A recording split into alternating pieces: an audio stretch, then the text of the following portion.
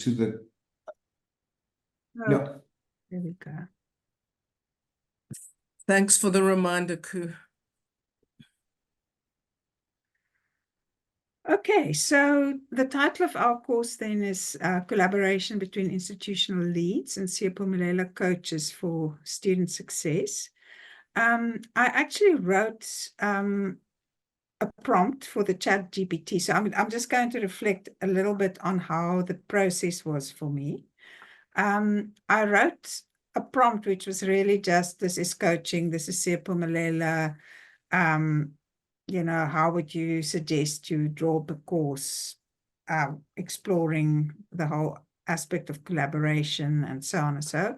And I got a really impressive layout of a course, lots of good ideas and so on, not so much on activities because I don't think I put in the right prompts to ask for activities yet. But I got a very good frame. What I felt was that not all of it was relevant and not all of it was sort of foundational. So I had to go back and cut back and improve the prompt. So in the end, it came out as very simple, basically because I thought that that was what I could handle at that point. I then put it into the planner, but I couldn't get the planner to save. So I'm telling you this because Alan has now said to me, I should actually use Chrome and not Firefox. So Ku, I think that was the problem with me not being able to save yesterday as we were working along. And then, as I said, Elizabeth took my basic conception and looked at it again and actually played around with it with ChatGPT and came up with some very impressive layered activities and more content and so on. We couldn't, in the short time that we had, decide even on whether this would be a short learning program with 3 modules or whether the coaches module would just be 1 module. So those are things that we need to talk about when we actually start doing the course.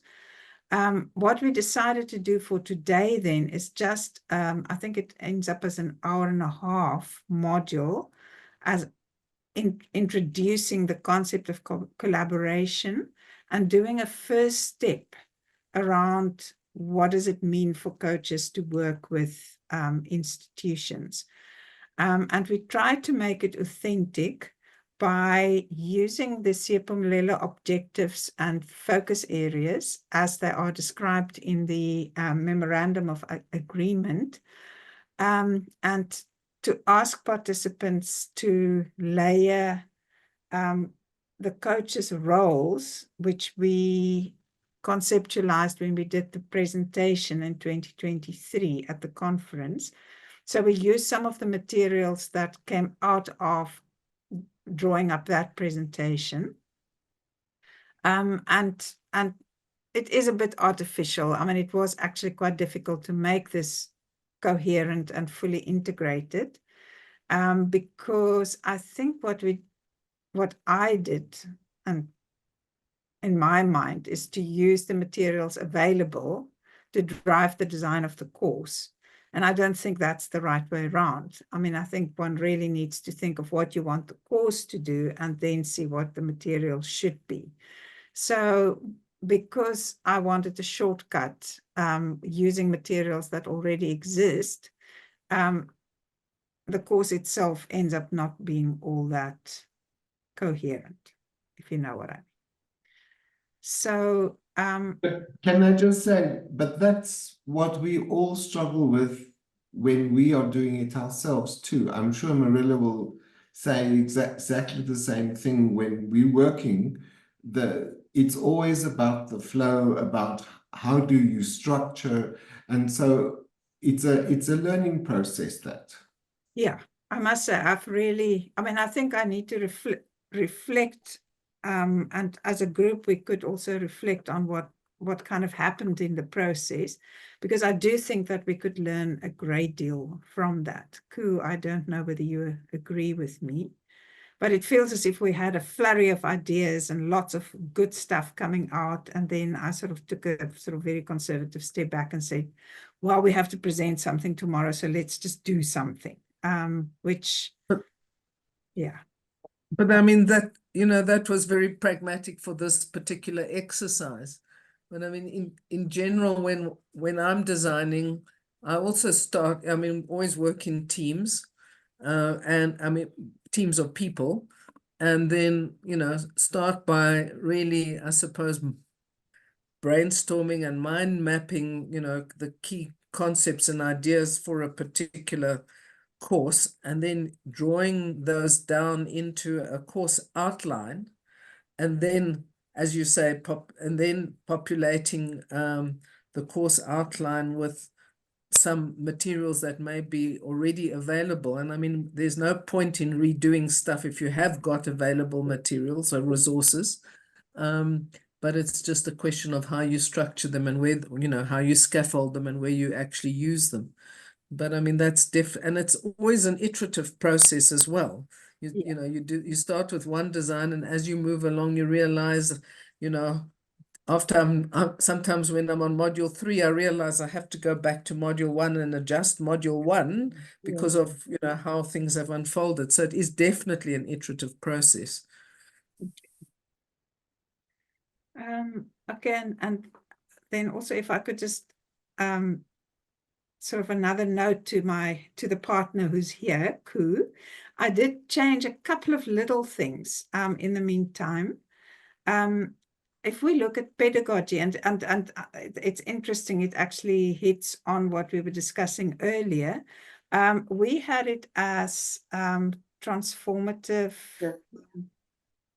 but I don't think this little module gets there. So I just put down technology as mediator for now. So, and then the outcomes of the course, we formulated the following, that the outcomes will be that participants, now remember, participants are sort of quite a wide audience. It's prospective coaches. So we propose that this module could be used by coaches people who are going to become coaches. And that is because we feel that we need something to safeguard the continuity of the current coaches' knowledge and so on. It could be institutional leads who are going to be the primary people working with the coaches, or institutional teams that steer the Siyaphumelela project at the institution, but then also members of executive who might be wondering, what is this business of a coach about? So, and they might maybe just do the introductory course. So the first outcome we thought was that we wanted people to understand the goals of the Siyaphumelela initiative and its alignment with institutional priorities. Maybe not that second part so much. No, I think the second part is important to put it's there. very important, and that is Elizabeth's thinking. But I don't think that this module actually gets there yet. Possibly not. I mean, I think we're working on a more general abstract level, more just looking at the Siyaphumelela goals and objectives. So then recognize the critical roles of the institutional leadership, coaches, and institutional leads in fostering student success, and strengthen communication and collaboration between leads and their assigned coaches. And I mean, like, this is a bit repetitive, so the focus areas kind of like repeats the outcome, which is a bit problematic at this point. That means, sorry, I don't know if you can see hands, but I'm sorry, I'm just interrupting. Actually, I'm sort of like... Can you see hands? No, I can't. No. Okay. I don't quite know how to get... I have quite a small screen, so I can only see my screen share.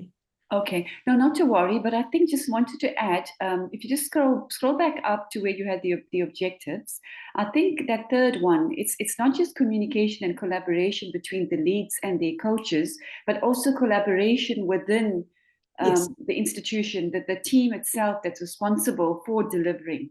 the Siyaphumelela goals and objectives for that, the project for that institution. So we had a lot of focus on talking about, collaboration. What are the participants' understanding of collaboration? What is their history of collaboration within the institution, which in itself would be helpful, I think, for the coaches. The context, I think that matters. So I think that's also was our thinking in terms of why the first module needs to be really an introductory model. So it's a learning process also for the coaches themselves. I mean, Bala made the point that, he's worked with different institutions and it was clearly different. The whole ethos and the whole culture of institutions and how collaboration took place. So I think maybe we can actually just say, yeah, it's not just, it's within the institution as well. Sorry, Yeah. thank you. No, you're absolutely right. I mean, that sort of illustrates the whole thing of that we haven't gone back and made sure that everything is sort of what is the word? Coherent. So that third outcome, as it's phrased at the moment, doesn't capture the point that we in the end decided that collaboration as a concept was important. You'll see that comes out in one of the activities, and we haven't gone back to adjust the outcome there. So that last outcome would be more like explore the concept of collaboration and how it operates internally within institutions, but also with external partners like other stakeholders and coaches. Okay, so in the focus areas, I actually made it broader in collaboration in institutions, but also by institutions to the outside should be added there. So the overview, this course provides an opportunity for institutional leads and Siyaphumelela coaches to collaborate more effectively. So now it's kind of like narrowed again through the use of authentic learning. And please look at that and tell us whether this is authentic learning. Participants will be guided to understand the importance of collaboration, both within institutions and with an external coach, in achieving the focus areas and objectives of the Siyaphumelela network for student success. Okay, so there we've again used the broader idea of collaboration. So that definitely needs to be adjusted up. So the section, what needs to be learned and how, exploring the expectations around collaboration of institutional leads, coaches, and senior management. So what do people think about collaboration? Unpacking the objectives and focus areas of Siyaphumelela and developing a conceptual model of the role of coaches. Okay, shall I carry on or? Okay, so then we thought we needed an icebreaker to explore the concept of collaboration and just switch people onto that part of the course.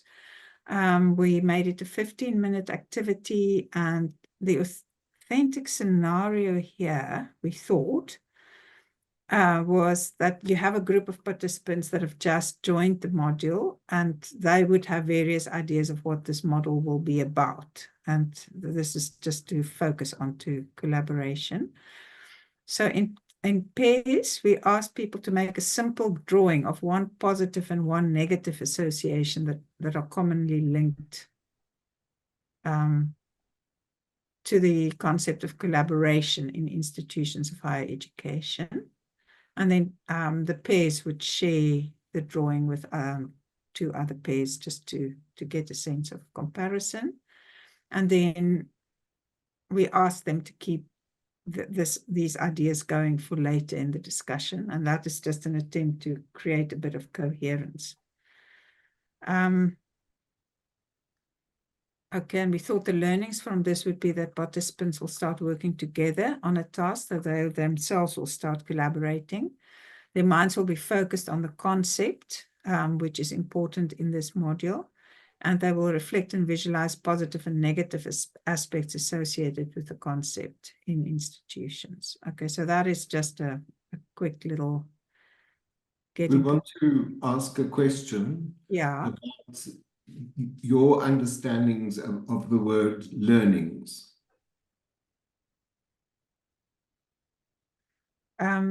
Because we're having an internal discussion about it. So Okay. Isn't it cool? Can you help?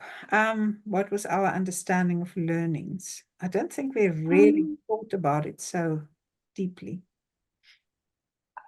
Okay, so I'm looking at it, and for me, it's really the outcomes, but the process whereby the outcomes are achieved, if I can put it that way. So yeah, and in a way, it's like what we said earlier. By the end of this module, this is what we hope to achieve, and so in doing this task, the process of doing the task will achieve certain outcomes. So That's how I'm seeing it. my question, I mean, this is talking about learnings as a component Mhm. in the planning process. And so my question is, to what extent does this notion of learnings actually just duplicate the outcomes? Mm. So in other words, is it necessary to have this category of information in the app?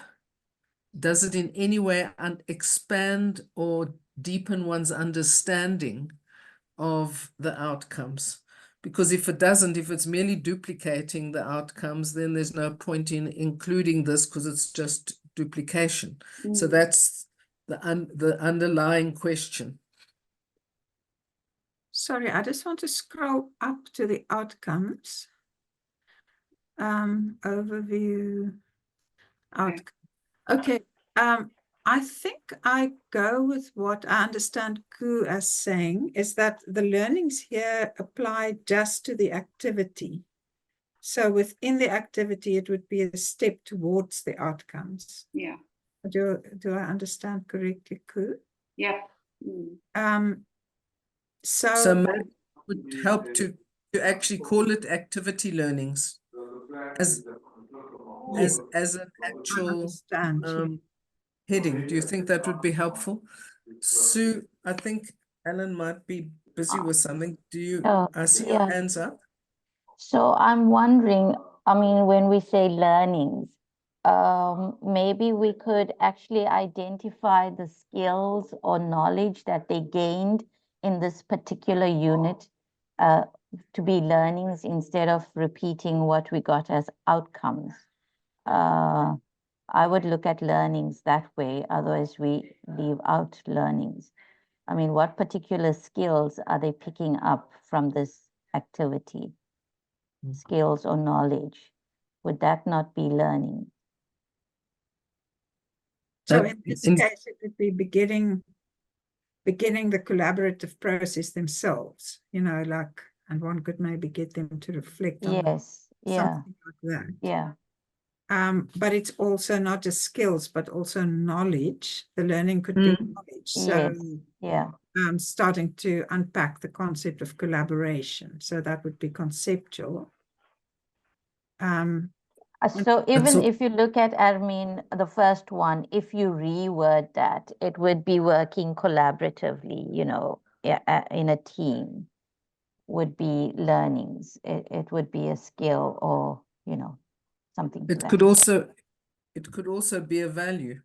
Yeah.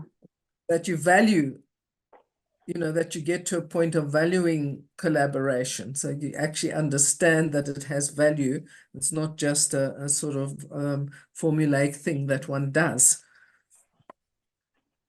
Yeah. So it could be skills, it could be knowledge, added knowledge, and it could be teaching of values. Well, not teaching of values, but recognizing values, becoming recognizing, correct. Yeah. But also, I think maybe it would be, I mean, or do you think it would be useful to actually be more specific and delineate this and call it activity learnings? Because it's in a way, it's a like, so I think Sue said this, it's like a building block towards achieving the outcomes of the entire module, but it's one of the smaller components, so that it becomes absolutely explicit that these learnings pertain to this activity. Yeah. Yeah, I mean, I had it with some of the other planner headings as well. And in the end, also because we ran out of time, I sort of skipped the whole thing about support and resources and so on, because I didn't know whether resources and support and assessment, whether it applies to each activity or whether it applies to the overall module. So those were just in the original app, those were literally just placeholders in case you wanted to say something about resources. I mean, in case you wanted to upload a particular resource or resources that people needed to engage with. Yeah. Likewise, the support, I mean, support would only be relevant if there was a particular task that had quite a technical component to it. You might want to explain how to, apply that particular set of, techniques or whatever as a support mechanism. So all of that is they're literally just placeholders. If it's not relevant, you delete them out of the planner. And I don't know if you can recall the planner in your mind, but there's along the taskbar at the top, there's a icon or a tab which says components. Yeah. And if you click on that, it has a drop down menu with all the different components. So for example, you can have I think there's one thing that's called an accordion, which means it opens the window and you can see information, the various components, etc. So basically, it's just like a menu of components that you can choose to use or not use as you see fit. And the ones you're not interested in, you can literally, if there are placeholders in the current version of the planner app, you can just delete them. So you're not expected to use everything all of the time. Depends on your design.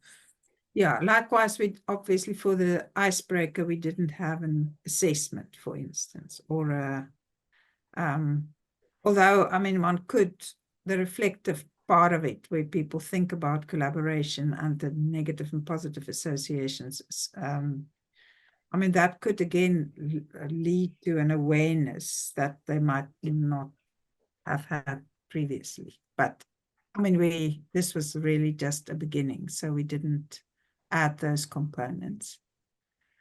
Sure. So activity 2 is really sort of so we have 3 activities in total. The icebreaker that switches on thought around collaboration.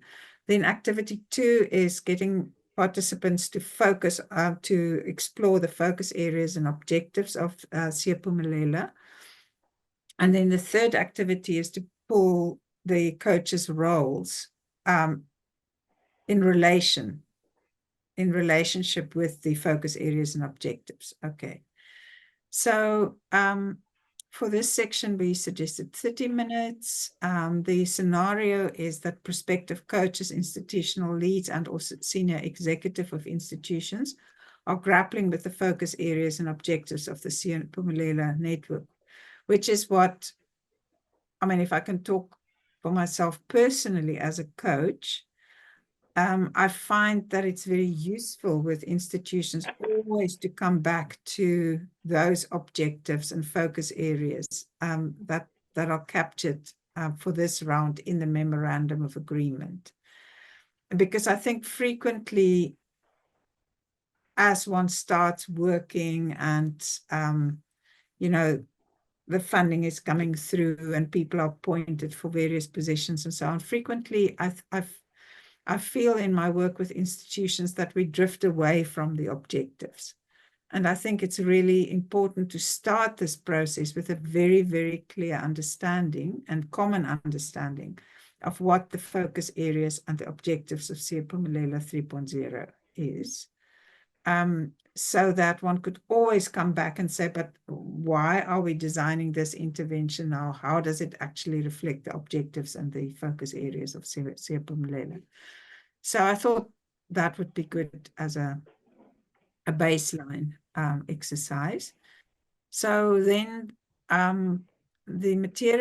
the the materials here is a sort of text box with an excerpt from the memorandum of agreement. I used the one that we got in the coaches as coaches, but I assume it's exactly the same. I didn't have time to go and check the one that institutional leads or institutions receive. And the task is working individually or in pairs or groups, create a mind map that visualizes each focus area or objective and captures relationships between the different areas and objectives. Sorry, yeah. I'm just going to come in there because I know you did work on this and I only looked at it early this morning. Yeah. I think in terms of the activity, I like the activity, but I think they should work in pairs or collaboratively rather than individually. Okay. So in a way, it's like a learning by doing. You know, the overall theme of this introductory model really is collaboration. Exactly. Yeah. And what we're then using is we're using the content is the MOA. You know, that's like but yeah, the focus really is on collaborations. I think let's get them to work in pairs. Yes. Or even in That's teams. great. Yeah. Shall we just say working in groups? Groups, yeah. Okay. Small groups. Okay, and then I added this little bit in italics. On the mind map, indicate where you think collaboration is most likely to occur. I did it very hastily, but I just thought that maybe we should just again draw attention to the collaboration side of it. Absolutely. So I mean, I even thought that maybe they should think where is positive and where is negative collaboration, the negative or the positive aspects of collaboration, where is it most likely to emerge? But also, you know, in a sense, what would happen is as they're working through the MOA and specific aspects, this will happen. Like someone will say, "Oh gosh, you know, I didn't know that. Yeah. Does that really happen?" You know, and that's where the context bit comes in as well. You know, and the siloed, and it gets people thinking that yes, you know, as an institution, if we're going to pull this thing off, we can't have the silos. And so, yeah. No, I like it. Ermin, could you just scroll up a little bit? I just want to see the authentic component again. Would you just take that sentence and put it in the chat? The prospective coaches. I just want to try something. Okay. How do I get back to the chat? At the bottom, you will find it's either the bottom of the top. Yeah, you see what I have at the moment is I can only see my Hermine, let me try and do it, and then I'll put it in the chat. I don't know whether you can. Well, you've emailed it to us.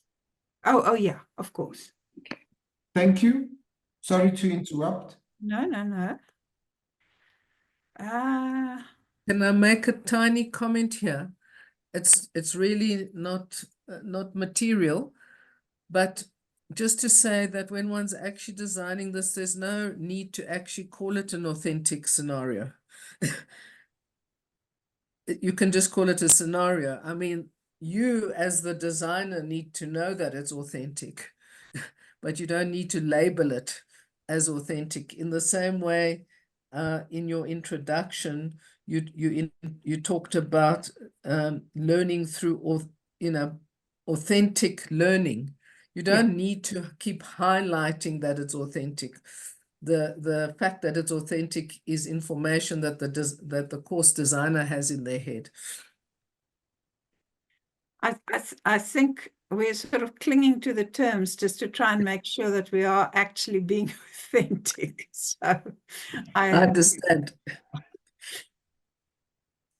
Okay, Alan, you have it from both of us now. Yes, I'm going to show you something. I took that statement, I put it into ChatGPT. Oh, how funny. Yes. And said create an authentic task. So I'm going to put this in the chat.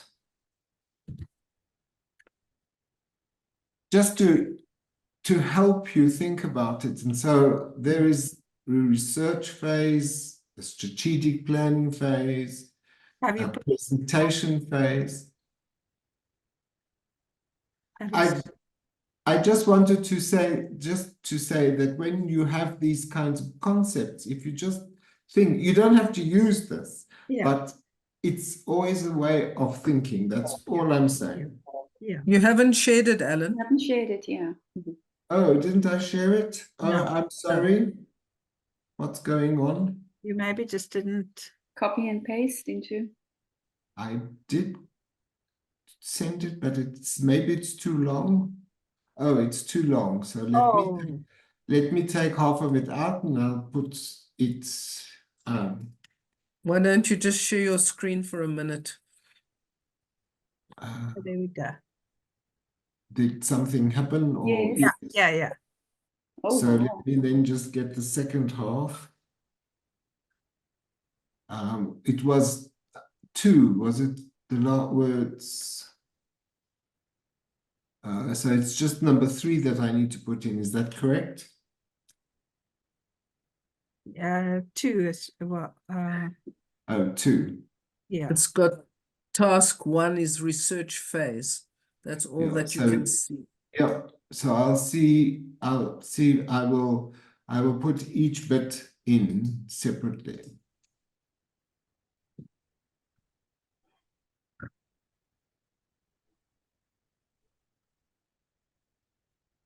Yeah, Mm. that's very nice. So Mm. that I think could be a next stage. Mm. Aku, don't you think this is quite a bit like what Elizabeth had? Elizabeth, yes. Module 2. Yeah, Mm. And then, I mean, the last bit is this. So I just think it's interesting the way that they do this because it's quite interesting. It gives you all kinds of ways of thinking about it. yeah, and I like the idea of writing a personal reflection or actually just speaking through a personal reflection in groups of how your understanding deepened. That's interesting. Absolutely. And you can have that, you can have that guideline built into your course as Yeah. one of the steps in the activity. That's great. Mm. And as we've always said, though, again, one can use it as ChatGPT as a way of kickstarting some ideas, etc. One doesn't have to follow it slavishly, Yeah. and one does need to engage with whatever ChatGPT generates very critically. Yeah. So one can't just assume that it's delivering the perfect solution. Yeah.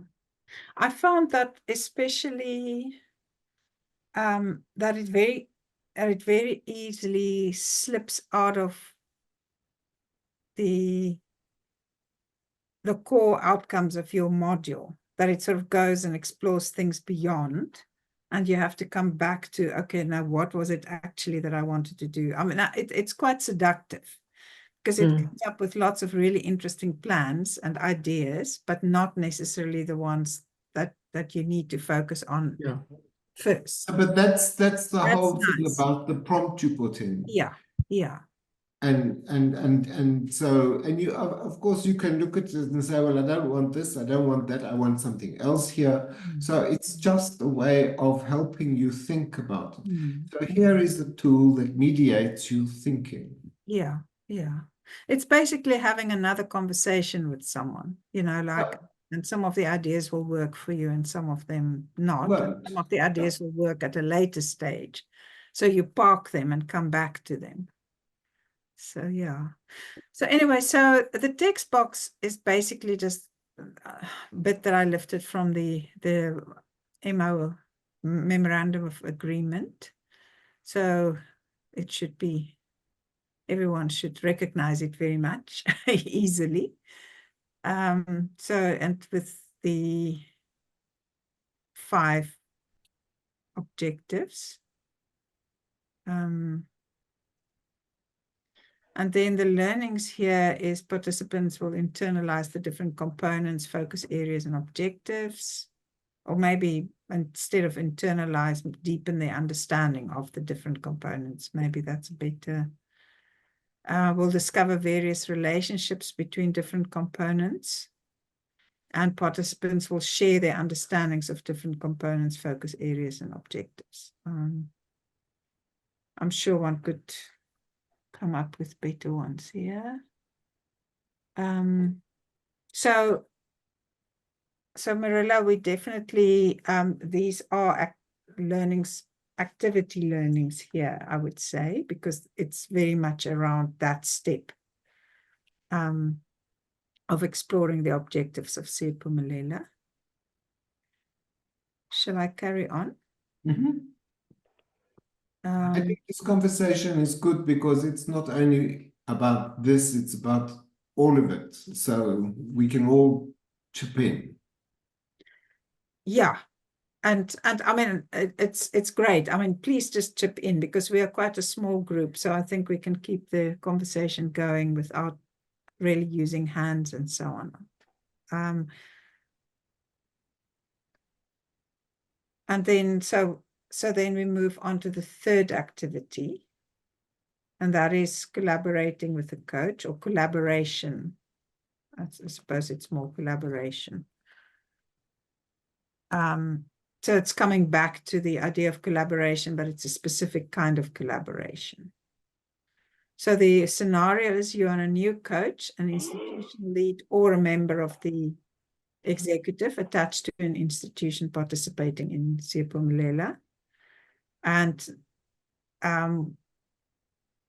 Ku, I think this is new. I just sort of like slightly, I clarified the different possible footings that you might have. So as a coach, you'll need to assist the institution. As an institutional lead, you'll need to guide implementation, and member of executive, you'll need to empower.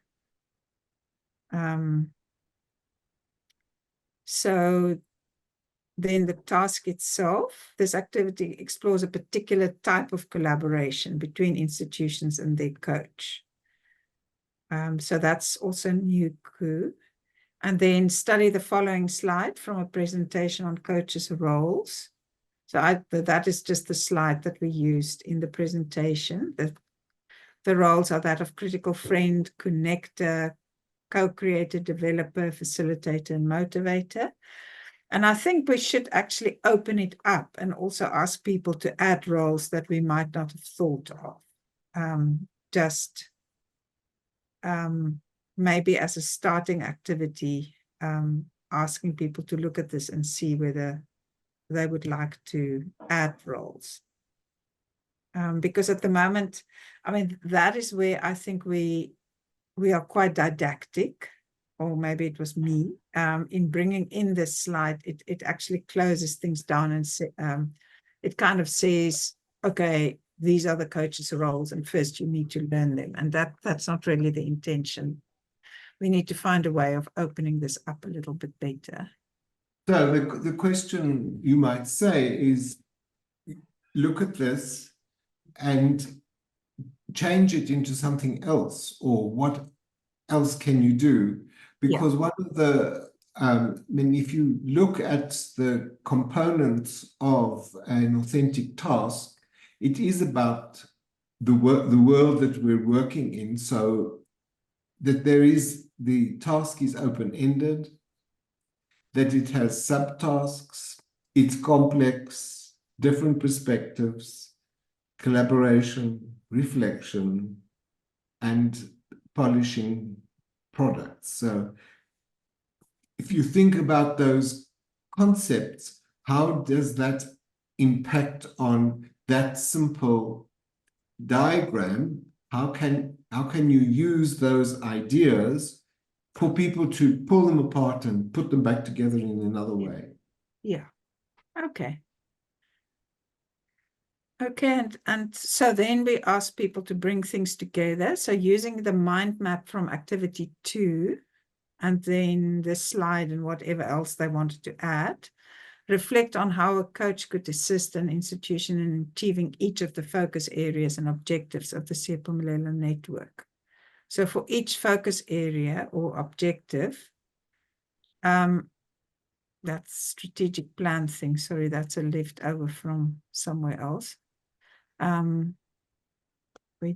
We don't have that in yet. Think about which coaching roles are likely to come into play in helping the institution achieve success in that area. Write the relevant coach roles next to each arm of your mind map. So if one arm of the mind map is using data for success, then like which of these roles, is it critical friend, motivator, facilitator, developer, co-creator, or connector? That would be best as role to assist people in that particular objective. And there aren't right answers. It's really just to get people talking about how they think a coach could help in achieving a particular objective. Yeah, and this is where the whole thing of individual context comes in. It'll be different for different institutions. Yes. Mm. And if we could bring in the concept of collaboration a little bit more strongly here again, it would be good. So that people could also start talking about where could be the flash points, where could be the most generative points, and where could be the ones where you could run into trouble, around collaborative trouble. Say, for instance, if you have a coach who overdoes kind of a role, what are the roles? You know, if the coach takes over and sort of starts not being a co-creator, but just the creator of how an institution should do things. I mean, that obviously would not work well in the collaboration and so on.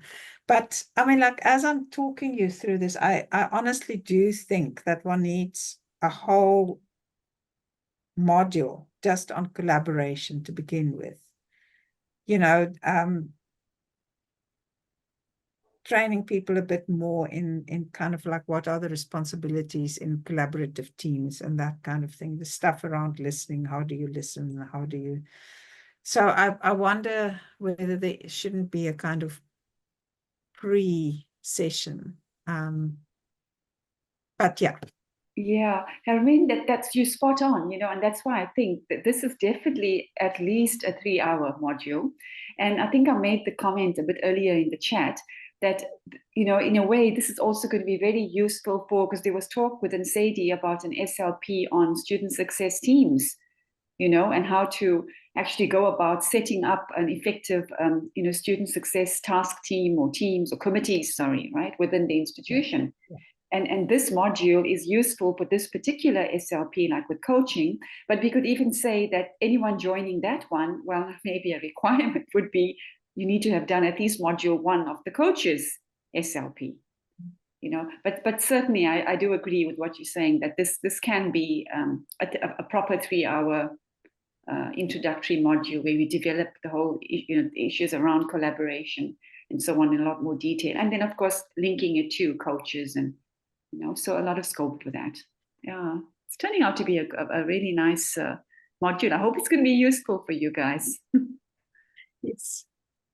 I think I mean, it's obviously a lot of thought has already gone into this, and it's very, you know, thoughtfully scaffolded. I think it's, you know, it's a very good starting place.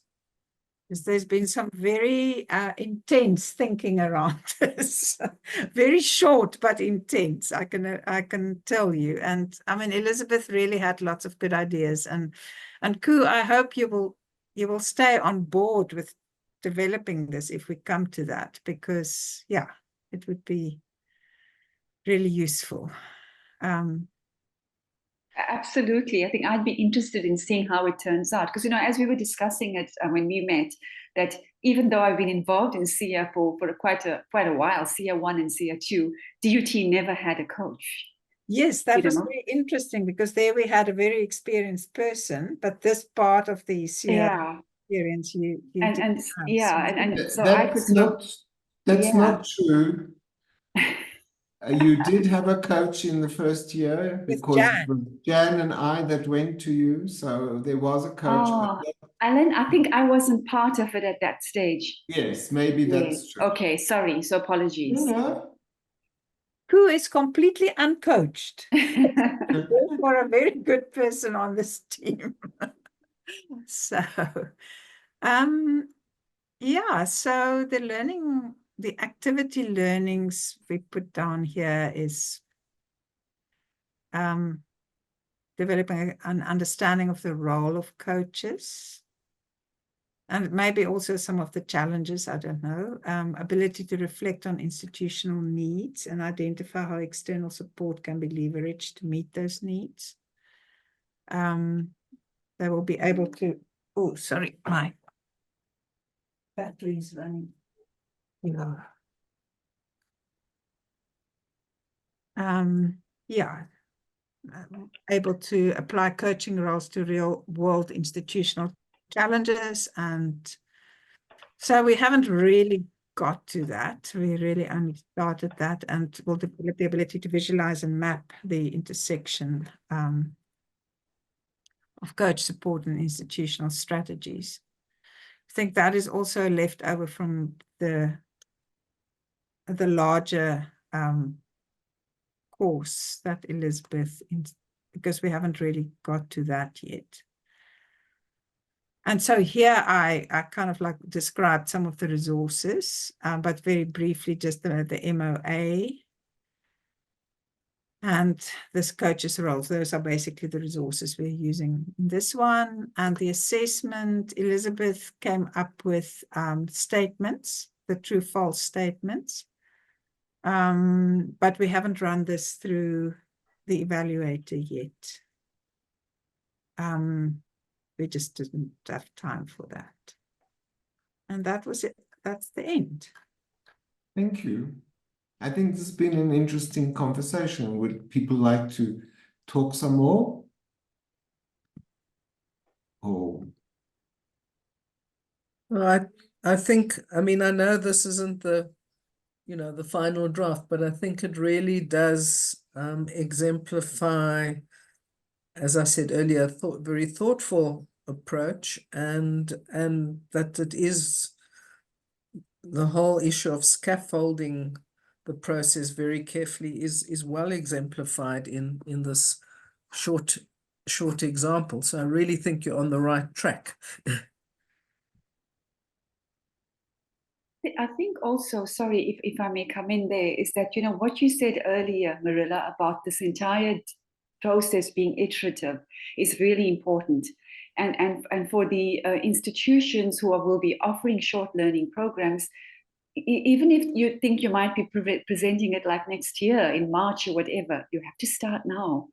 It's not something, if you're going to do it right, you know, it is iterative, it takes time, it takes different attempts, you think things through. And as Alan said, also, you might want to move things around. You might begin thinking it's only going to be one module, but then you realize, no, all these other things are coming in, there's going to be 2 modules. So really, it's a process, and you got to start early.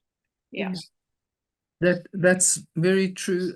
In the world of learning design, there's the cliched little statement which says it takes time to design, and it really does. And I mean, there are various tools, you know, support the design process and help. And so, for example, ChatGPT helping to generate, for example, the structure or even content of an activity is a very helpful tool that might save one a bit of time if one compared to one having to have thought up the entire activity oneself and structured it.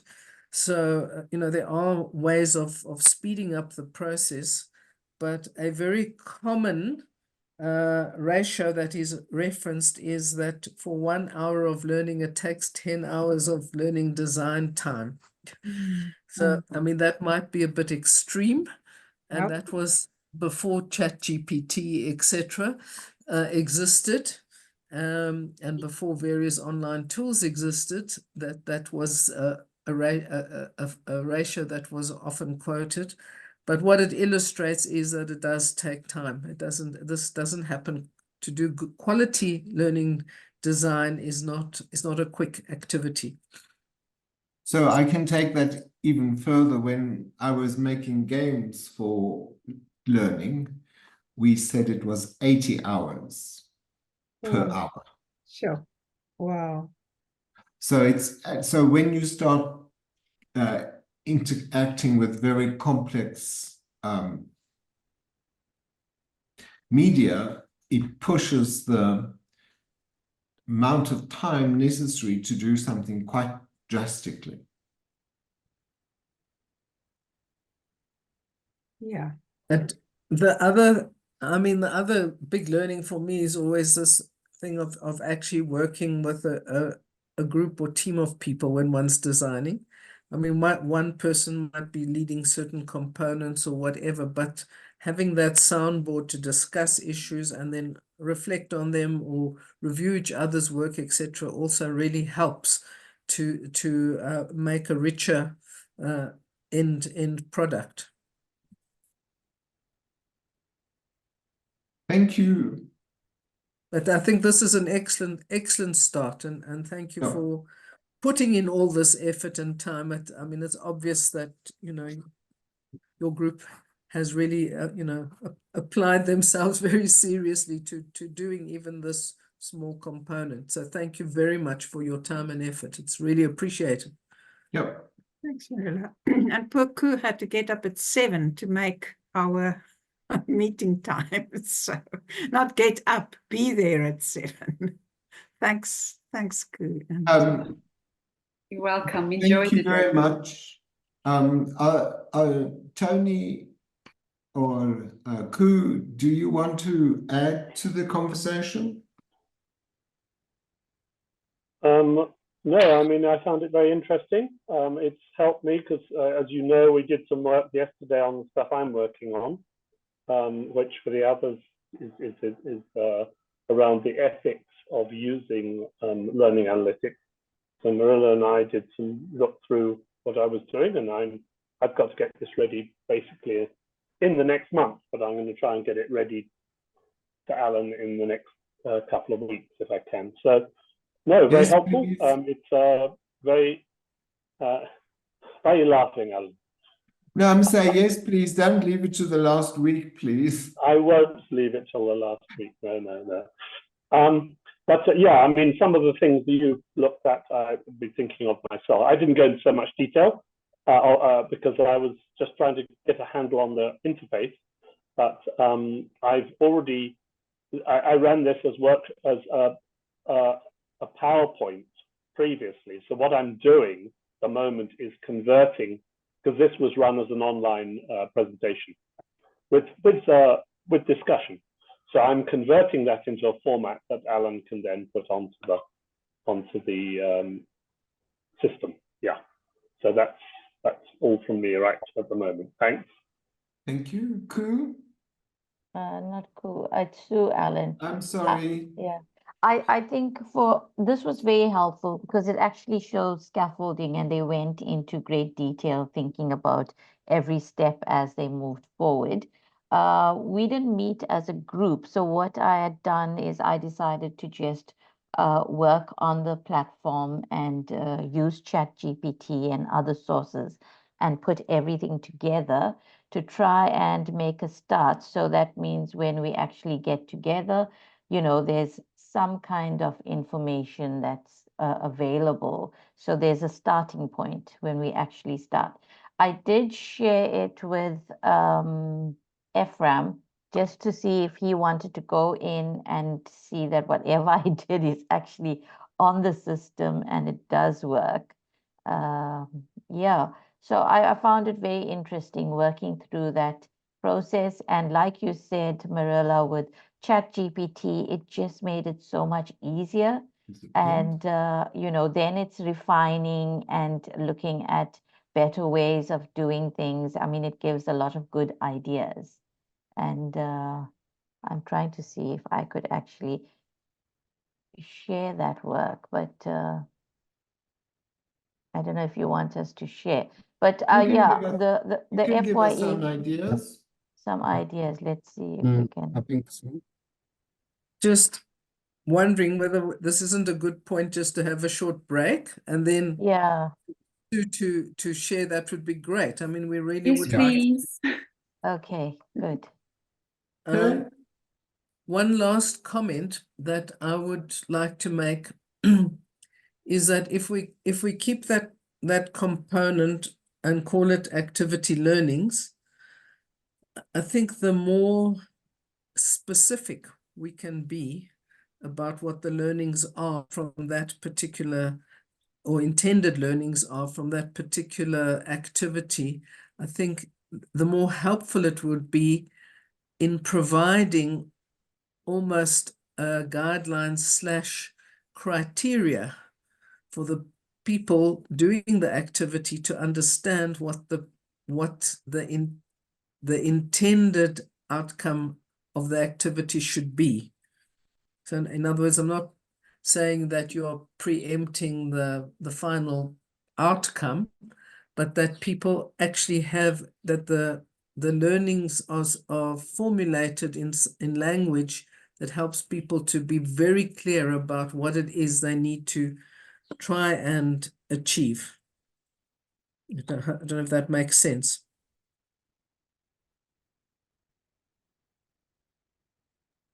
Yeah, I think that was a very useful bit of discussion, Marilla. I mean, it really clarified for me how the learnings are different from the outcome. And I think it's a good thinking tool as well, because you can always check back against your outcomes to see what the activity learning is, how it takes you along the way towards the outcome. Yeah, So and just- it sort of harkens me back to, sorry, Marilla, you know, this whole outcomes-based education thing, which we all had to write our learner guides and things, you know, and yes, you had those specific outcomes, then you had those bigger kind of learning or program outcomes. So in a way, it's linked to that. And I think, yeah, to say learning outcomes, it does force you in a way to be very specific, but in that also to see how they are still linked then to the outcomes of the course itself, or the module itself. I support that. Yeah, it's great. So And obviously, they all need to align. Yeah. I want to just change the topic slightly. Would it be easier if you had a application rather than a website for the planner? Because I started off with it as developing it for Windows and for Macs. And then you won't have any of the problems of saving and things, because it will be the component that is used in this process is Chrome. So we won't have to do anything, but you'll get an app like Word as a planner. Would you think that would be better than using a website? Yeah, that would be really great, Alan. Okay. So we're going to have a 10-minute break or? Yeah. Okay. So we come back at 10:35. Yep. Yep. Great. 10:35. Thank you. 10:35. Time for a Thank cup you. of coffee. Definitely.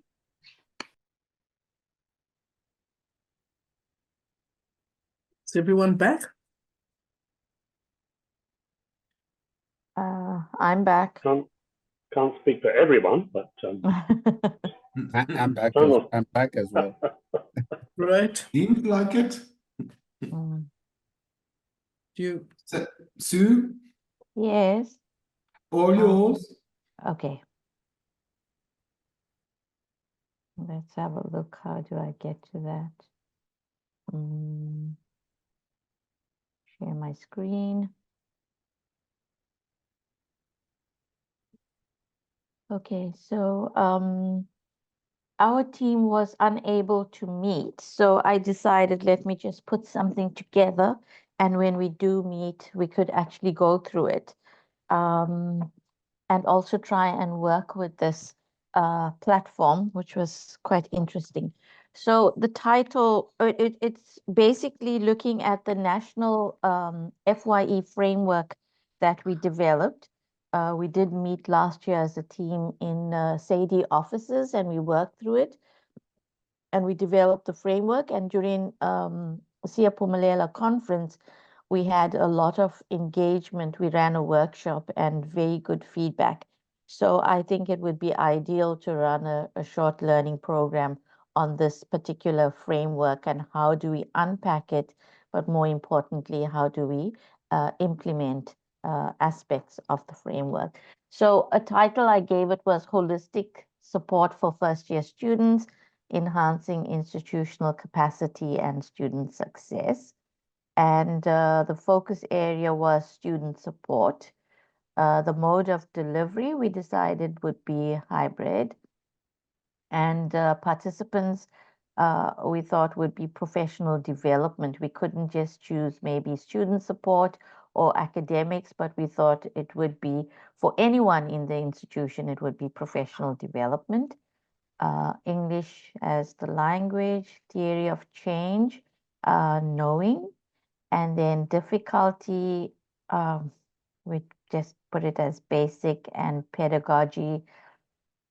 Initially we had, because it's online or hybrid, we thought it should be technology as mediator. But then, the struggle was it's not actually one and not the other. So I just put didactic information transmission, if you look at specifically the first one. And then outcomes: by the end of the course, participants will gain a deeper understanding of first-year student needs and institutional capacity to develop, to support student success, be equipped with practical strategies to foster belonging, reducing the silos at the institution and enhancing collaboration. And lastly, to develop action plans to implement FYE initiatives in their faculties. So the FOCI, I don't know, I just put this in for discussion, the course objectives by the end of that course, to understand the essential components of the holistic FYE framework, because we would be using the framework throughout. So understanding the essential components, identifying the needs of first-year students in individual institutions, their practices and support structure, develop actionable strategies to build a sense of belonging and inclusion, and exploring how to mainstream FYE initiatives in faculties and departments. Overview, I just give a brief overview of the course. This professional development short course is designed to equip university professions with the knowledge and tools needed to support first-year students in a holistic, coordinated manner. While most institutions provide some level of support for first-year students, these efforts are often fragmented and isolated within specific departments. So this course addresses the need for a more unified approach by introducing a first-year experience framework grounded in student voice and evidence-based practices. So participants will explore key areas, and those are the 3 broad areas from our framework, such as building a sense of belonging, creating an enabling institutional environment, and integrating academic and psychosocial support. So through interactive discussions, group activities, self-assessments, participants will identify gaps in their institutional's current FYE practices and collaborate to create an action plan for improving support for first-year students. So this was really great. I didn't do all this by myself. ChatGPT was my partner in developing this module, so not me alone. But that's the whole point about using tools, but you are still managing it. Yes, yeah. Can So I make 2 comments before you go on, Sue? Sure. The one, I mean, I'm interested that and I know you had a struggle, and that is exactly what I was worried about, that those three categories of pedagogic approach were mutually exclusive, Mhm. but you decided to choose didactic. In fact, what you describe in your outcomes isn't just didactic, because you're not only Yes. sharing information, you're actually getting people to do stuff. So Yes. probably technology as mediator would have probably been more appropriate. But anyhow, that's just a Okay. comment. And then the second comment I wanted to make, which is actually around the design of this current template.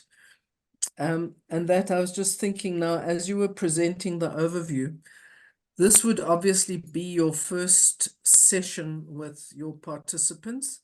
Yes. And so you are providing an overview of the entire course, but the entire short learning program might have, say, 3 or 4 or 2 or 3 components. I don't know how many components you eventually have. So you won't do it all in one 3-hour sitting. You probably have 2 or 3 sittings. So I'm just thinking we need to be a little bit more specific. Yeah. And call this, I'm actually addressing this to Alan, call this the overview of the course.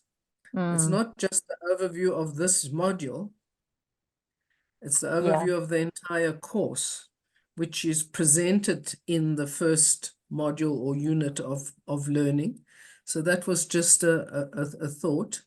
And then what one might actually do in one's description, having given an overview, one might actually detail in the fact that the course comprises 3 modules or 4 modules or however many there are, and then highlight the first will focus on this, the second on that, the third on the other, so that you're actually setting the stage right from at the outset. Yes, I think so, because this is actually the course description or course overview. Yeah, but Um, that needs to be clarified in terms of the labeling. Yeah. yeah. Mm. Yeah, Okay. I agree. And it does link the different parts as well, different modules. And it would be about 3 modules, because looking at the different bands, you're looking at building sense of belonging, creating that, and the last one on academic and psychosocial. I thought maybe we could have added our framework here so they could actually see the framework. I didn't know how to do that, so I just left it out.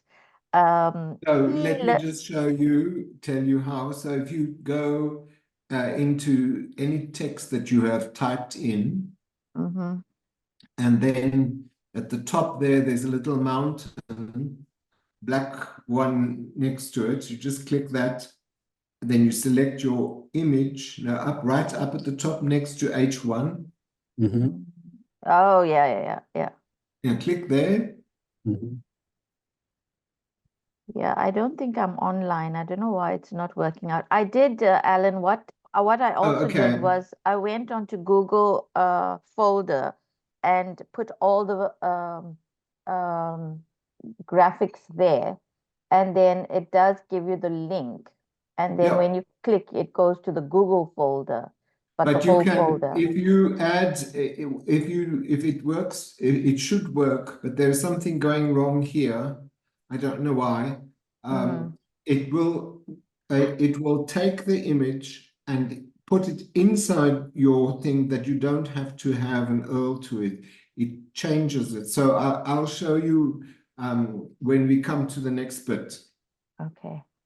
So The other thing, just to reassure everyone who's on this current session, that when it comes to actually preparing your final thing, like you have already sort of started laying the ground on, Sue.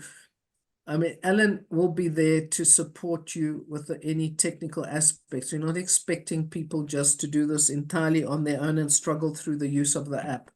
yeah. So Okay, that's great. you will be, I mean, the various teams will be responsible for generating content and activities and whatever, but Alan will be there to support the actual uploading into the final version. Okay. So I think this was not actually planning a first lesson when we look at the description, course description, and key learning areas. Because if you look at the 3 points here, it's those 3 modules that would come out. The first one, and maybe 4 because an introduction, building a sense of belonging and inclusion, and what is unpacked in that area. And the second one about creating an enabling environment, you know, and the third one, integrating academic and psychosocial. So in the first one about understanding the importance of fostering a well-being and inclusive environment for first-year students, having those kinds of discussions, and then creating strategies to help student transitions successfully into the university. So building the connections to the university from the different units and those types. I'm not going to go into detail.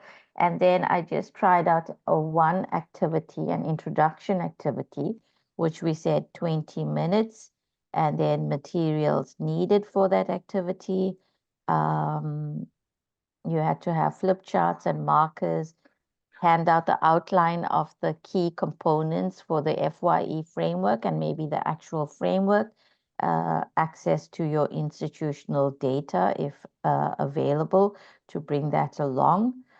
And the first activity is 15 minutes where the team introduces the framework, what the framework is all about, describing the 3 different bands in the framework, the outcomes of the FYE, and then moving on to group work, a group discussion, institutional self-assessment, where they work in groups, and each group assesses how well their department or their institution currently addresses the 3 focus areas in the framework.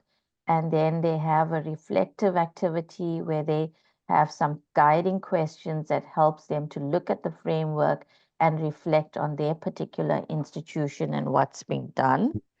And then all coming together to have a collaborative brainstorming. You know, a lot of the information will come out with regards to silos. So overcoming the silos, improving integration at your institution, and then a possible action plan development, you know, next steps for institutional FYE strategies. So this is just a starting, I would think, a wrap up and reflection. And then I put down a small task like homework. Participants will refine their action plans based on feedback and present a detailed proposal for their departments or institutions of implementing this framework.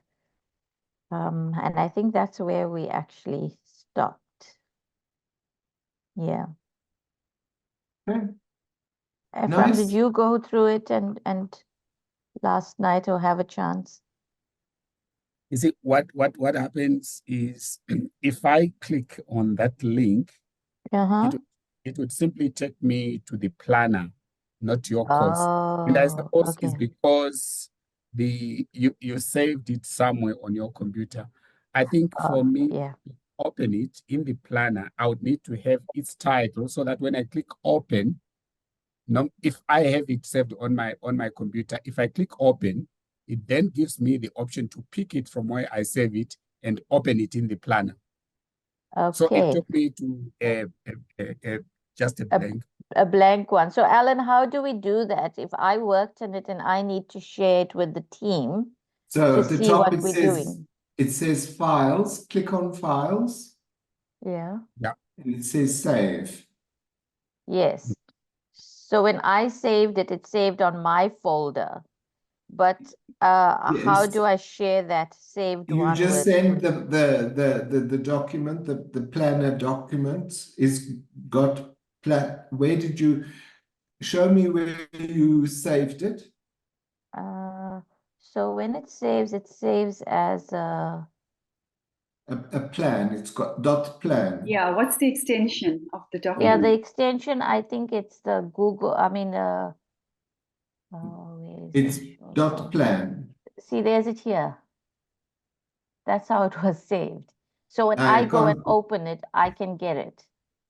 You It's- just need to add it into an email and send it to whoever you want to send it to, and then they can save it in their hard drive and open it. Okay, because Okay. I then opened it and then gave Ephraim see, it doesn't allow you to open it. You have to go into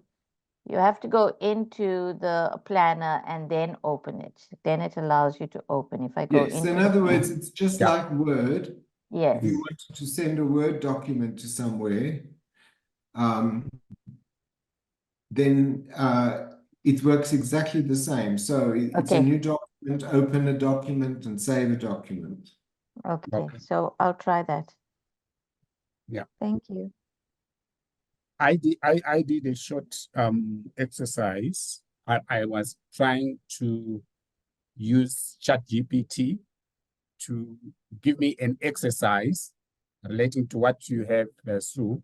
And then I saved it, but I saved it on my desktop. If I want, I can send you the file. I can just send it as an attachment that you can open it. But to open it, you have to go to the planner and then you click open, and then it takes you to the file you have saved, and then it opens it in the planner. Okay, thanks, Ephraim. Can I just make one comment? And I mean, I think that you're definitely also on the track, Koo, and especially having started this on your own without support and somebody else to bounce ideas around with. So I mean, I think you've done a great job in starting the process. You have prepared it as though it's a face-to-face workshop. You talk about flip charts and etc. And as far as I know, these are intended to be, these short learning programs will all be online. They will be facilitated in the same way as we are facilitating this one, but they won't actually be face-to-face. So one will need to think about how to do that brainstorming and other stuff in an online environment like this. You're muted at the moment. Yeah, thanks, Marilla. I think we must actually mention Zoom breakout rooms and Padlets and those types of things. Yeah.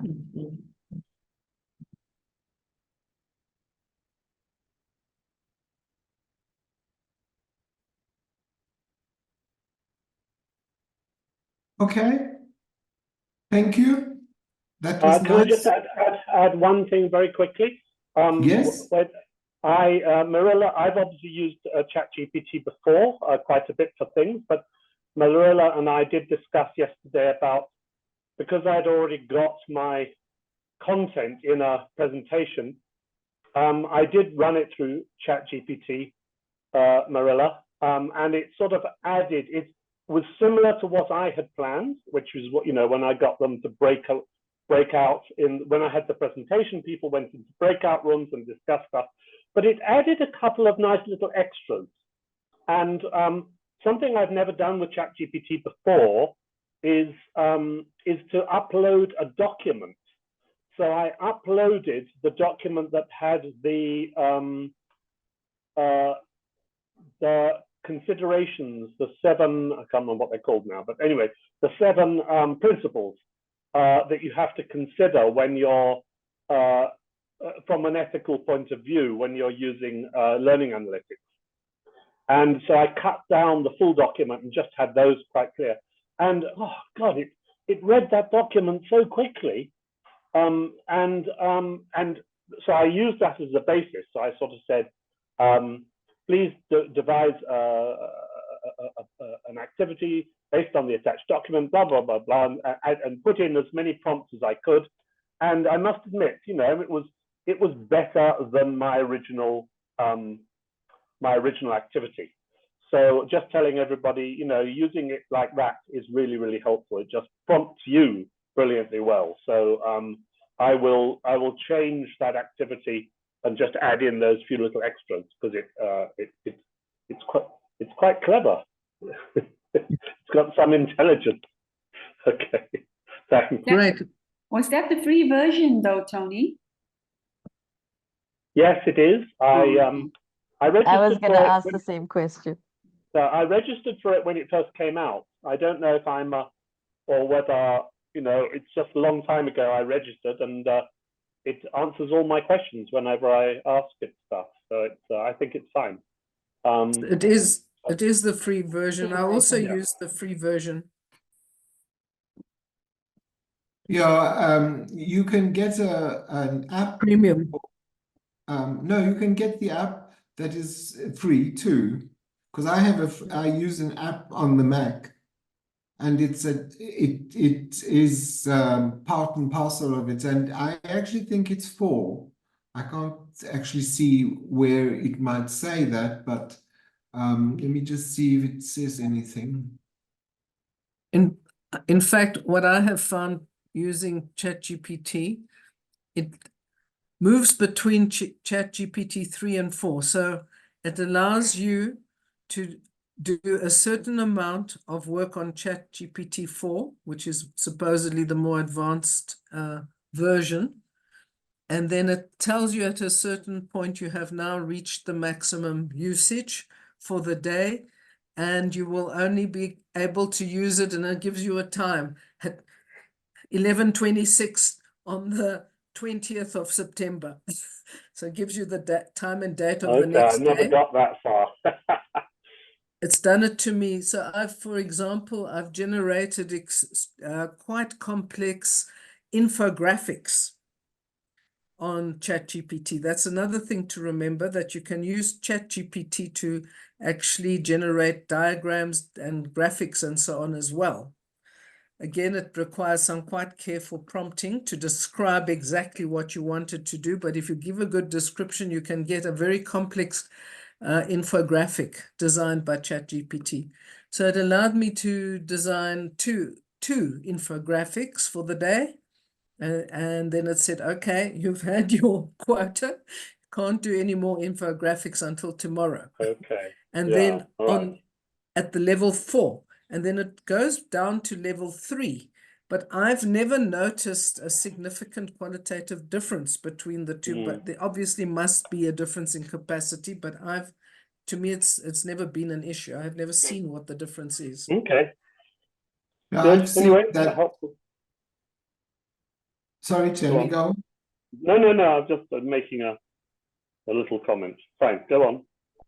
I have seen that if you use the 4, it gives you much more information than 3.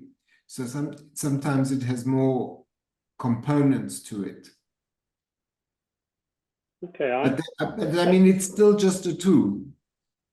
Yeah. I don't see it on mine. I do it from the web, and it tells me I'm on ChatGPT. It's not giving me a number. It says great for everyday tasks, and that's the one that's ticked. And then there's ChatGPT Plus, which you have to upgrade to. So I don't see 3 and 4, but I don't have an app as such on the Mac.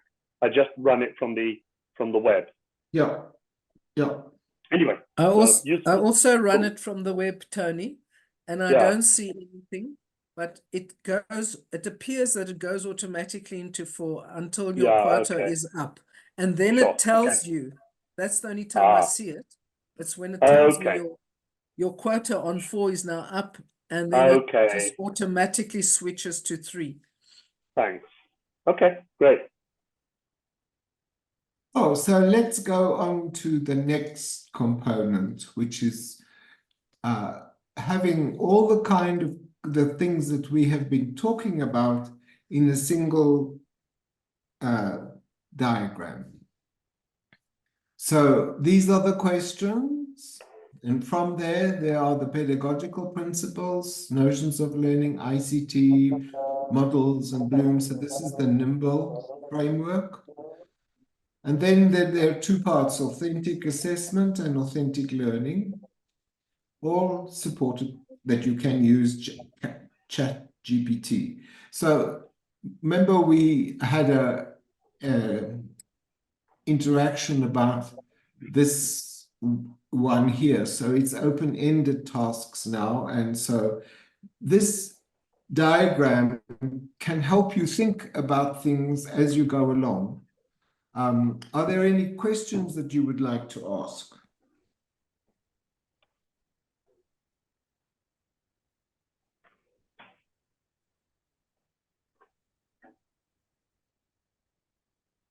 No, silence is golden. Ellen, I have one question about the authentic learning section on the right. When Yep. you get to the second last one, polished product. Yes. Um, So you don't just give them, say, do it once, tell them to do it once, and then say, well, you know, don't you want to improve it? okay. So you mean reiterative and Yeah, so I mean, for instance, in when I was at UJ, I used authentic learning all the time. I've stopped giving lectures many years ago. And one of the things I used to, they always used to do their authentic task in groups, and it could be 2 or 3 or 4 people working together. I never selected the groups, they could do them the same. So what I did for the examination, I said to them, you got to work on your own. You take any of the 3 out of 8 authentic learning exercises, and I want you to turn on the word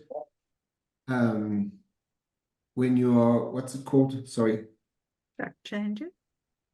Track changes and to improve the product. Okay. And then there is no way that they can cheat. Yeah. Alan, Yep. I'm picking up on Amin's question. And I think that that term polished product is also a little, the actual words are a bit difficult to understand, in the same way as ill-defined is difficult to understand, because if you haven't read the whole theory, you don't understand the intention. So all I'm saying is that I don't know if there's a different, if there are different vocabulary, different words we can use to illustrate the point of polished products, because polished product sounds like a highly sophisticated final solution that there's no possible improvement on. That's what polished implies. And that is not actually what we mean. So I think it's about the words that are used there that we may need to think about a little bit differently. Sort of iterative improvement or something. I don't know. Yeah, because you're right, Marilla, because I remember the discussion we had around open-ended tasks. We changed it from ill-defined or to open-ended. And so I wondered whether polished products here was mentioned as something that you're not supposed to do. So don't end up with a polished product. The polished product sounds totally closed and finalized. And Yeah. that might not be what we're actually talking about.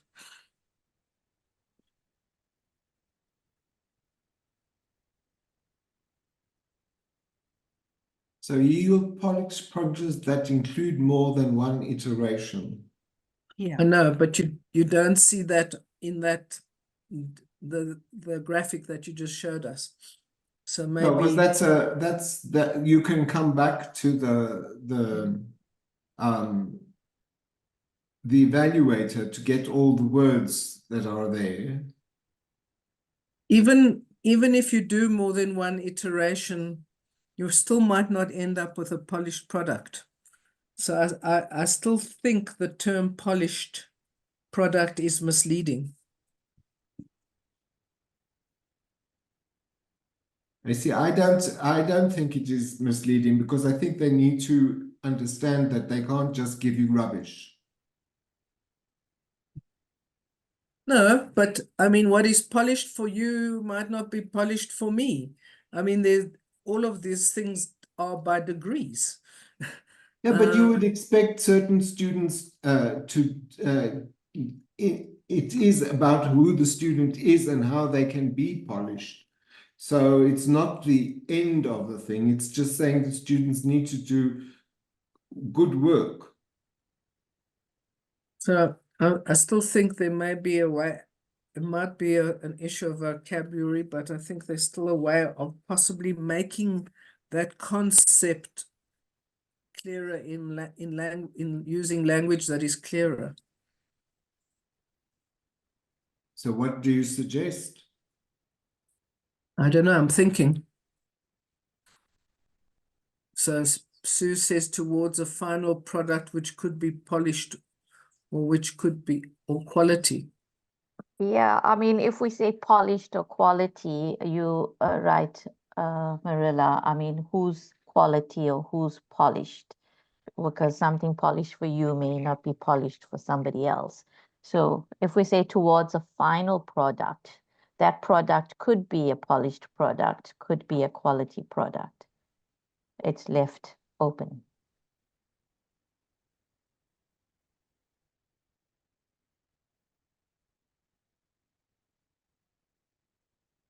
Well, quality products would be appropriate.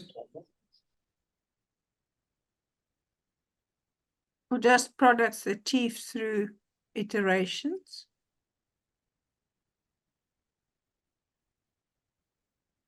But you can still come up with rubbish.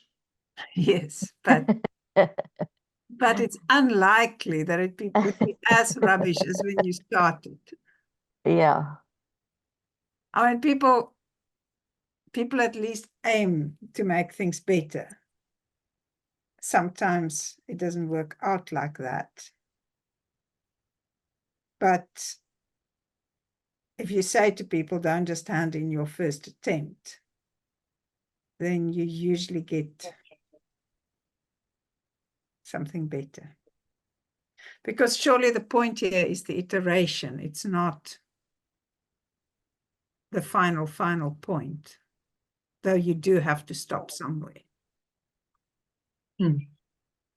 So let's just talk about what academics do when they write papers. So I want to tell you a story about Jan Harrington, who is one of the leading protagonists of authentic learning. She's now emeritus professor. When she was younger, she's from Australia, they had a competition in a conference for the best student paper. And she won this paper, and the paper, the prize was to be published in the most important journal of educational technology. I've forgotten the name. How many times did she have to fix her paper before they accepted it? Want to guess? 12. 12 Yeah. iteration. I know someone who did 37. My goodness. Whoa. I would have given up. I know. Yeah. That's Okay, ridiculous. so what else would you like to talk about today? Because I think the last thing is for you to do the certificate. Do you want to talk about anything else, Marilla?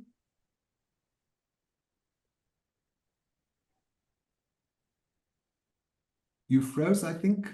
Yeah, Or am I muted, freezing?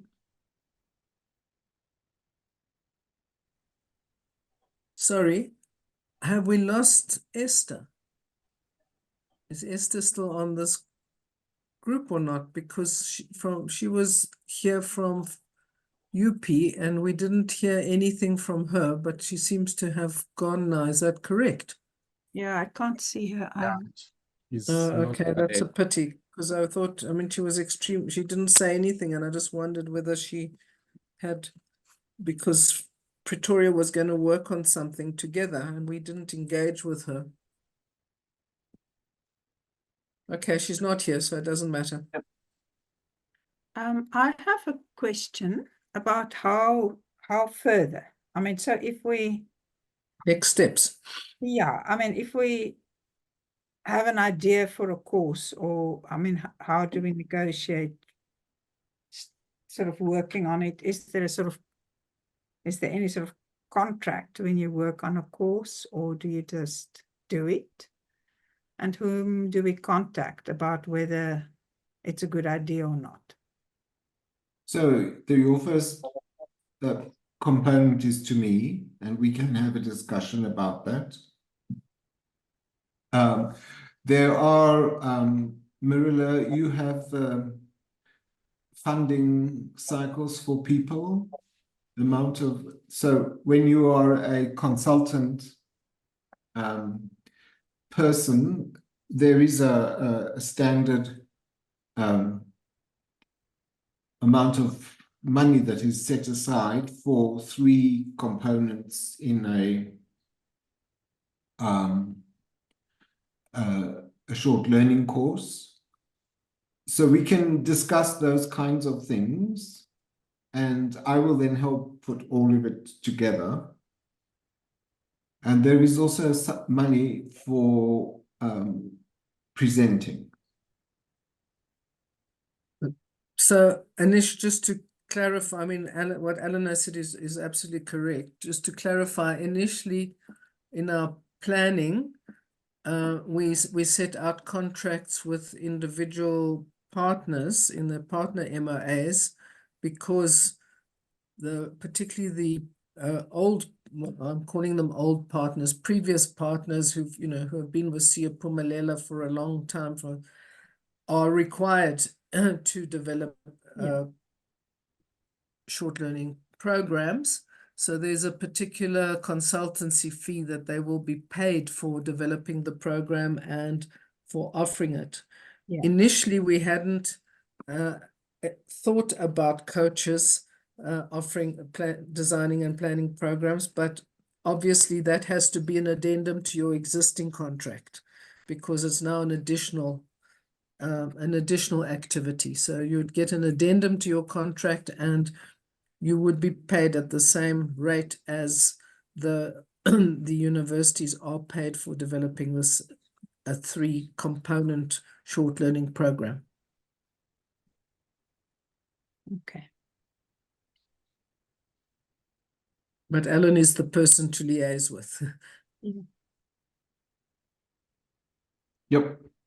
And Ashton as well, because it's also about scheduling and Yeah, but I mean, we will project talk about management. in our twice a month meetings. 3-point meetings, yeah.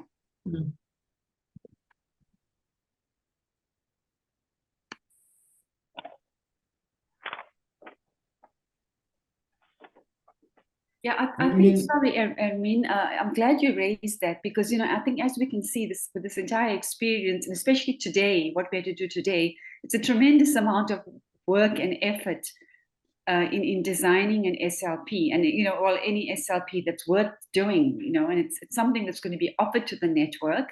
It's going to go out there in cyberspace, Creative Commons.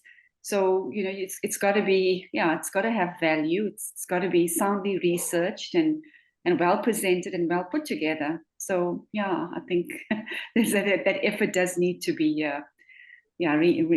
compensated, reimbursed, maybe. So, who you wanted to say it's got to be polished? I really, really wanted to, but I think institutions will want that, because it's going to reflect on the institution as well, and Yeah, so I know I'm just thinking of DUT, and I know our VC wanted to be done right. So So I mean, the question, if you think about the three sessions that we have had together, I mean, it's Marilla and I that started some of this, and we've used some of the things we've done before. So, and it takes time to build these things, because we'd already conceptualized them, but to put them into the planner takes time. And I mean, sometimes it goes wrong, and I'm the only one that can fix it. So that's why I will always help. So the best is that if you do it in the planner, you send the planner document to me, and then I will fix it. And then put it onto the website when it's appropriate. additionally, I'm here to support learning design. Yeah. So any program that gets developed, I will also review, just as a extra outside pair of eyes to just look at the structure, the learning design, the scaffolding and such like. So you'll get I mean, any team working on a learning program will be supported by me in terms of learning design, and Alan also in terms of learning design and the technical aspects of of structuring it and uploading it in the planner and uploading it onto the website. So it will be done with support from Sadie. That is one of our roles as the backbone organization in Siyaphumelela. Yep. I mean, the idea of giving you these tools is just to help you think about things. I think it's important that we understand our approach, and I think you can not always need to be exactly the way our approach wants to do. There are many ways of doing things. So, and both Marilla and I are open to different ways of thinking. So, but we would like you to think about in the theoretical kinds of ways that we have put together. Because it does, I mean, the three components that you have participated in, do you think that they actually met the criteria? And you can tell us truthfully, because it's fine.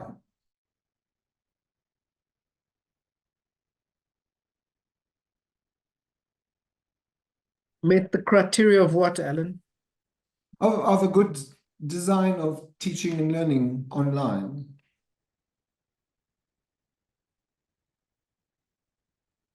Alan, I'll go So- first, if I may. Yes, Yep. I think definitely. I mean, for me, it was a great learning experience, especially with ChatGPT. I also downloaded the app and on my Mac and playing around with that. And on my side as well, although I worked with the coaches team, I actually played around a bit with how would you design a short learning program on basic economic literacy. And I can certainly reiterate, the learnings there, that depending on how much of expertise, you go into it, because it was coming up with things where I thought, oh no, okay, I wouldn't agree with that, and so yeah, you with caution. It's wonderful. It's a wonderful tool, but again, then with caution. I think all the modules were highly relevant. I enjoyed them all. I thought the first module was a bit pressured in terms of pushing too much into it, I think, in the time that was there. But I think the activities, linking it back to that, I forget now, but it was that other website. That was, for me, I loved that. I loved looking into that and how that was set up, and then linking it to what you were trying to do in this particular module. I think, though, perhaps the spacing, certainly between the second module and today's, where people had to come back and present in the plenary, I think a week is too tight, Alan. everyone's, got full-time jobs and or else other commitments. Yeah. Possibly consider, next year maybe giving it 2 weeks. Yeah. But other than That's that, very, very relevant, very informative. I learned a lot. I enjoyed the content in terms of, like all the different learning designs, the examples that you used to illustrate it, and certainly the two, the technology, the planner and the ChatGPT. I think very relevant, and I do see this as working. Marilla, I know you did say that that all these programs are going to be online, and I was just thinking now, admin, like our intro.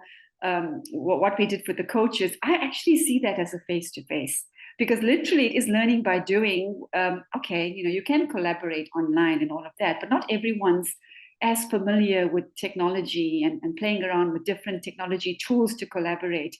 And so if that particular module really is focusing on collaboration, sitting down, breaking bread together, so to speak, it says a lot. So I don't know whether maybe Sadie should think about perhaps what's the possibility of maybe one or two of those, or allowing, especially if it's a series of modules, allowing it to be face to face.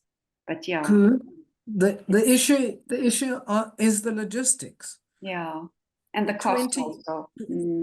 Well, there are 20 institutions. How do you get all of those together in one place for a 3-hour workshop? Yeah, unless you offer it more than once, so the first time can be a face-to-face. I don't know.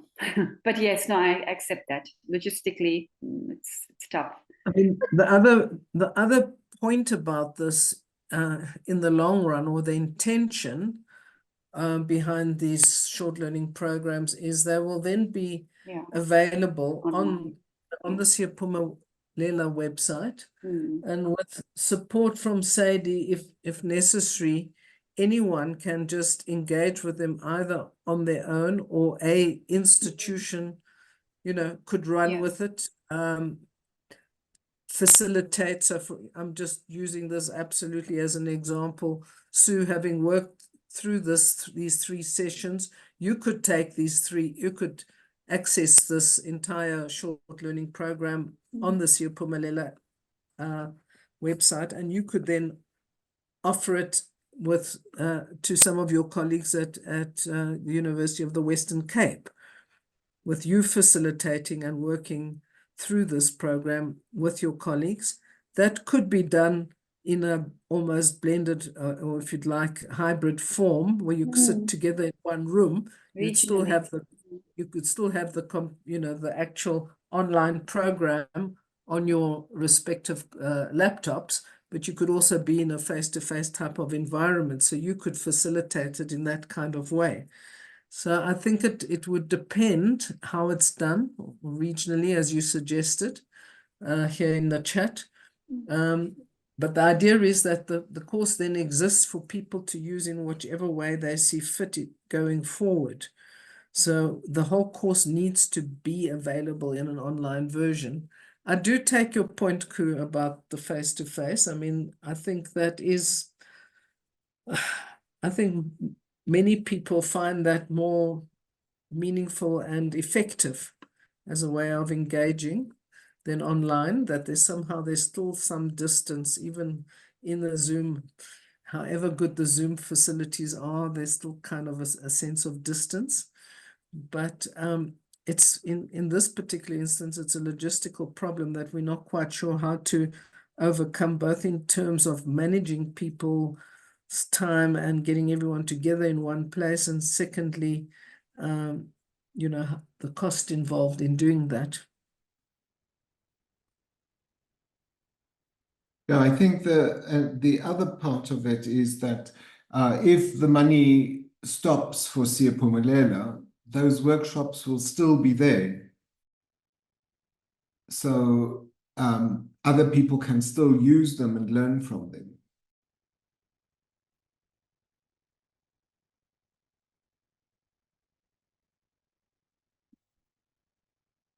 Thank you, Ku. Any other comments?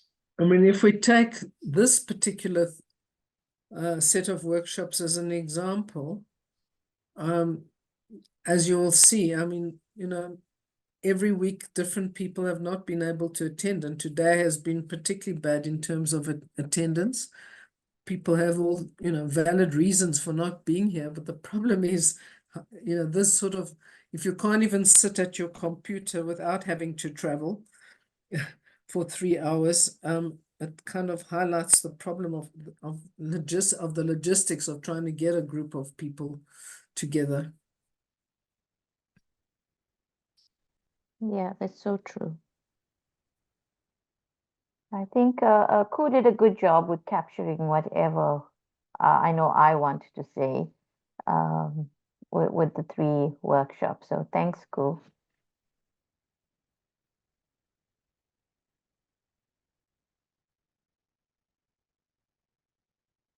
Okay. Anybody else? We just say thank you to you all for your enthusiasm and being with us and learning together and having discussions and giving ideas that we can improve things. So thank you very much for everything. I have enjoyed this kind of engagement. I'm sure Marilla would like to say a few things. I'd also like to thank everyone for their perseverance and staying with the program, as it were. Also, that I mean, I do think that it's quite difficult. I have a sense that the beginning of this program was a little bit like throwing everybody in the deep end, and then seeing if you sink or swim. And I understand that there's a little bit of cognitive dissonance, sorry, there. And so for that reason, I mean, we also would welcome any critical feedback around how we introduce these concepts in the kind of best way or smoothest way possible to help people into the water, unknown waters, gently rather than just dropping them in the deep end. So any comments or that you could, or feedback that you could give us either now or, you know, in an email to Alan and myself would also be helpful. If you have any practical suggestions about how we could make this introduction to learning design and authentic learning as effective as possible. As I said, the floor is open for anyone who'd like to add a comment now or write to us individually about it. Tony might have some thoughts because I think it is difficult if one hasn't thought about learning design in this particular way. There are a lot of new theoretical constructs that one has to get one's head around. I mean, in the most simple nutshell, learning theorists say one learns best by doing. So that's what we're really aiming at, is designing courses which are underpinned by authentic activities and assessment tasks so that people actually learn by doing. But those tasks also have to be carefully scaffolded, and the content that needs to frame the task has to also be provided. So it's quite complex to design programs like this. And it's about how do we best introduce this design approach to other people like yourselves. So any thoughts on that would be welcome. But otherwise, thank you for your participation and engagement and contributions. Thank you. Thank you, guys. So we're going off early, 30 minutes early. Yes. Thank you. Yeah, thank you Good very day. much. I really learned a lot and enjoyed it. I Yeah. felt quite inspired trying out things. So, yeah. Yeah, no, definitely very enjoyable. And Ermin, again, thank you so much to you and to Elizabeth, because I think the two of you actually pulled and I look forward to working with you guys. So yeah, please do include me. Good. That's fantastic news. Okay. Thanks, guys. Bye. Bye. Bye, Bye. everyone. Thank you, everyone. Bye. Bye. Bye, everyone. Bye.